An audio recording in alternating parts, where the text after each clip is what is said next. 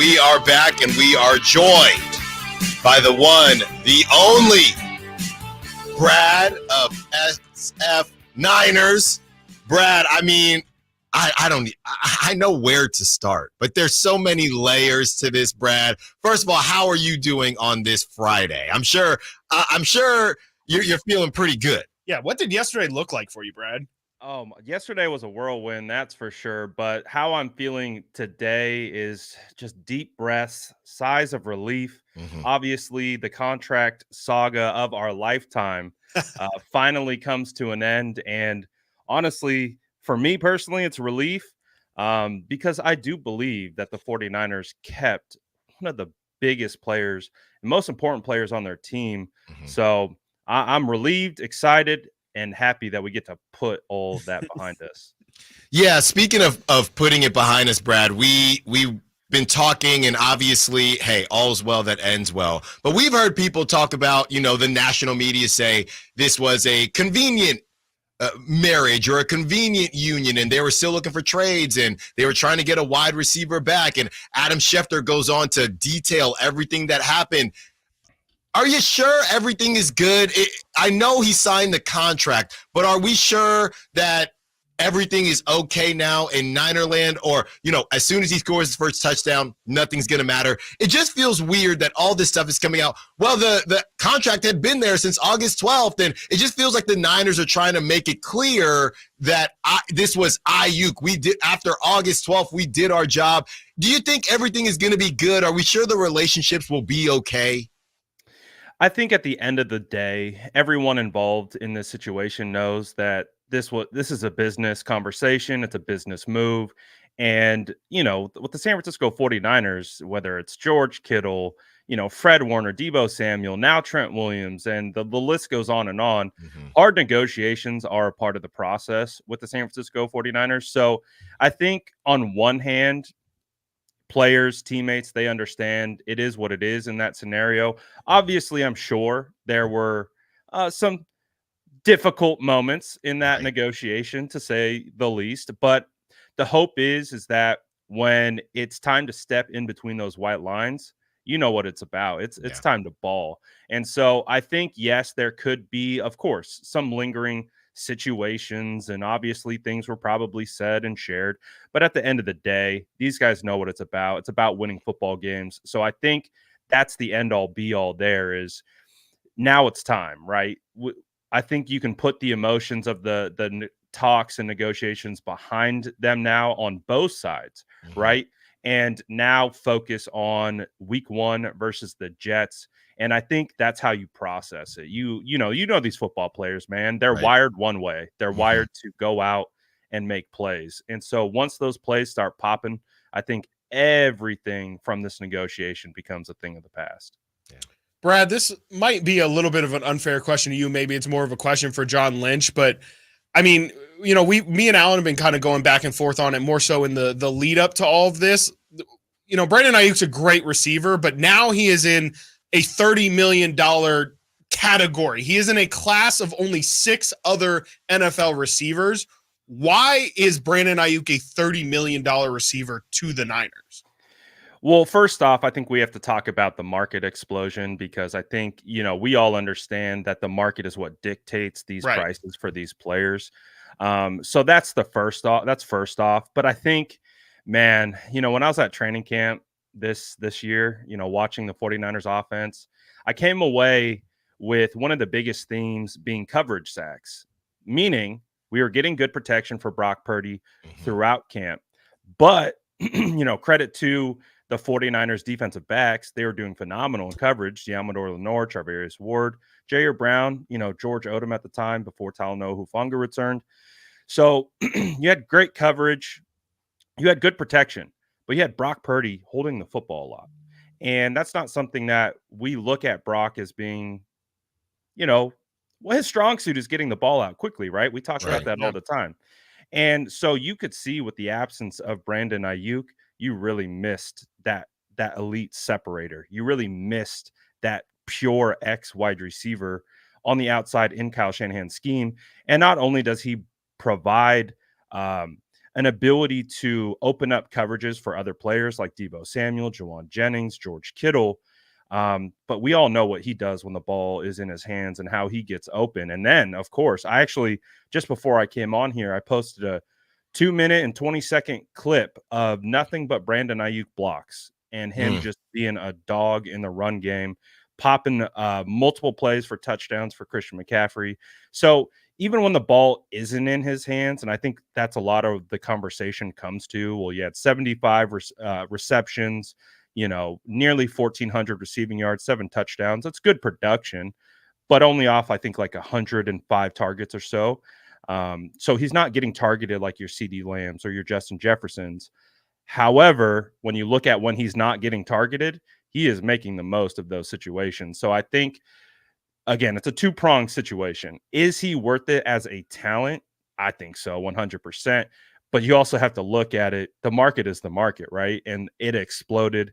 And so to play ball, you have to kind of pay that. And I think also another way to contextualize it is the Pats were willing to pay 32.5.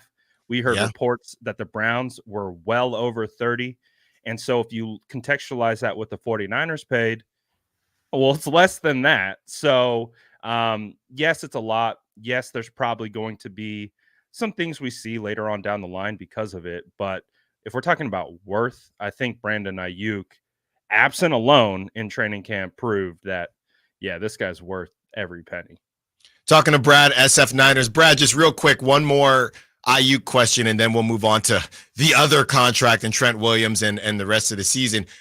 I know you've been close to this situation. The report about the August 12th date, that's when the contract was and nothing had changed. Why do you think Brandon Aiyuk, I mean, the easy answer could be the fines, but why do you think Brandon Aiyuk was still waiting, and what was he waiting for if the Niners had said, this is it, Brandon, this is it? Why do you think it changed, and what do you think he was maybe holding out for? Well, I think at the end of the day, right, Brandon Aiyuk wanted to be compensated fairly and for the situation. He wanted to be slotted in that area. Like, we knew that the Amon-Ra St. Brown was kind of the target place for that.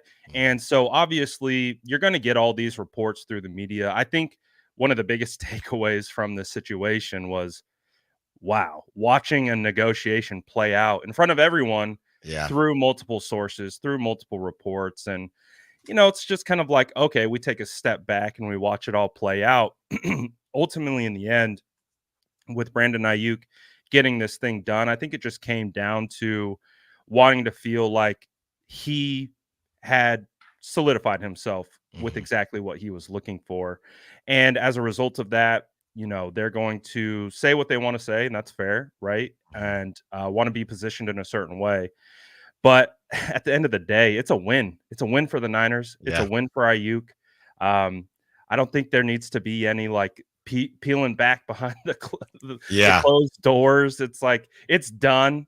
The 49ers got their guy, a number 1 wide receiver who's going to help make this offense go. So yeah, were there probably things that could be spun in a bunch of different ways? Of course. And I think we've come to know that's just the business of the NFL. But again, at the end of the day, it's done. Brandon Aiyuk's paid. And we can move on to the next contract negotiation. That is right, Brad. There's always another one to deal with. And yeah, we're talking with Brad of SF Niners. Brad, before we do get into the Trent Williams thing, I mean, and this might be a tough question to answer without knowing the exact numbers that Trent is going to eventually get here. But how do both of these negotiations with Aiyuk and Trent, how does it affect what's coming next summer when Brock's going to look for his contract, if at all? How do these deals affect the potential Brock Purdy contract coming up next year? I mean, of course, I think that's kind of been in the back of everyone's head as these negotiations have been ongoing. And I think when you look at kind of how this deal was structured, I saw a report from Jeremy Fowler effectively saying that from now until April 1st of 2025, Brandon Aiyuk is going to get, I believe it was 47 million of the 76 million guaranteed. So it's a front-loaded deal. So that I think allows for flexibility on the back end. I think the way the 49ers are thinking of this is how do we stack these contracts on top of each other? So if you create a balance, one's front loaded, one's back loaded, you can balance against the cap. Obviously, we understand too, there's other ways to clear cap space. They can convert salary into signing bonus, I believe is what it is. So there are ways. And so I'm less concerned about that situation. I think we understand that this team will look a little bit different next season. I think there's 30 plus free agents on this roster.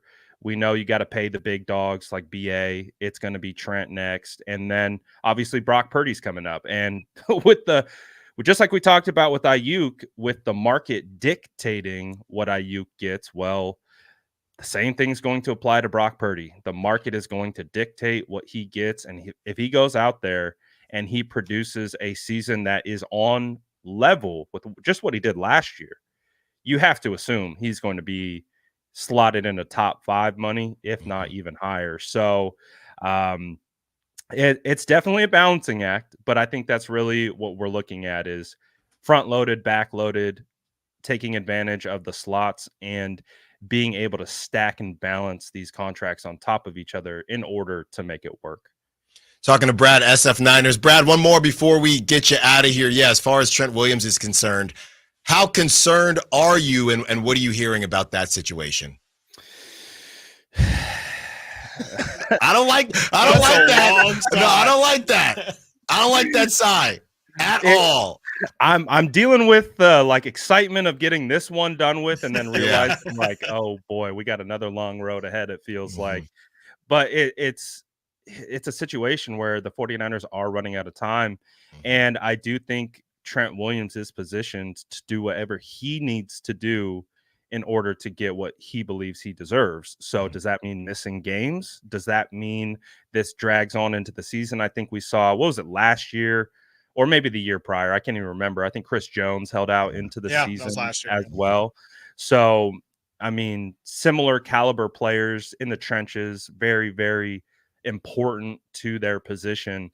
And so the way that I'm looking at it is, although the tone around Trent Williams has been optimistic, right? Whenever Kyle or John speaks about it, some of the reports that I'm seeing, I think the one specifically from Josina Anderson was kind of like a little bit of a gut check of all right, this might be a little bit more challenging of a negotiation, maybe as we anticipated, maybe similar to the Nick Bosa, where it came together in the 11th hour.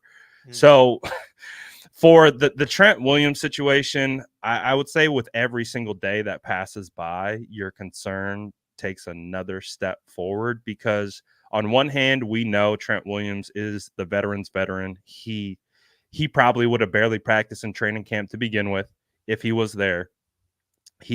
But still, you want to build up that callus. We know these football players need to get out there on the field. You don't want soft tissue injuries, non-contact injuries to pop up, and you need to get that feeling of popping those pads a little bit against your Nick Bosa's and Leonard Floyd's and just getting into that rhythm. So that's where I think the concern starts to creep in a little bit is, okay, well, does he sign the Saturday before the Jets game and then you throw him in and see what happens? I mean, obviously it's Trent. He's the best left tackle in the NFL, so you're not concerned from that standpoint. But, a little rust here, maybe, your little injury concerns, that's what you're looking out for.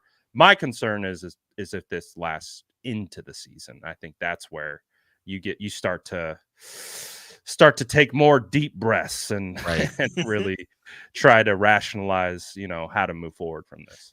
Yeah, he is 36 years old, so that's something to keep in mind. Brad, SF Niners, great as always. I'm sure you'll be making the rounds because everybody needs to know how Brad is feeling about Brandon Aiyuk getting it done. Brad, I know that you are very busy, so thank you for taking the time as always. Go follow Brad on social media and subscribe to his YouTube channel. It is one of the most poppin' Niners YouTube channels out there, and that's saying a lot because there are a lot of channels out there, so you got to follow Brad. There are a lot, and they're beefing, and they're doing a lot of stuff. Brad, thank you so much. Can't wait to have you back on during the season. We'll talk to you soon.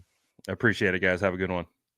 Coming up next, we continue the conversation, and I ask the question.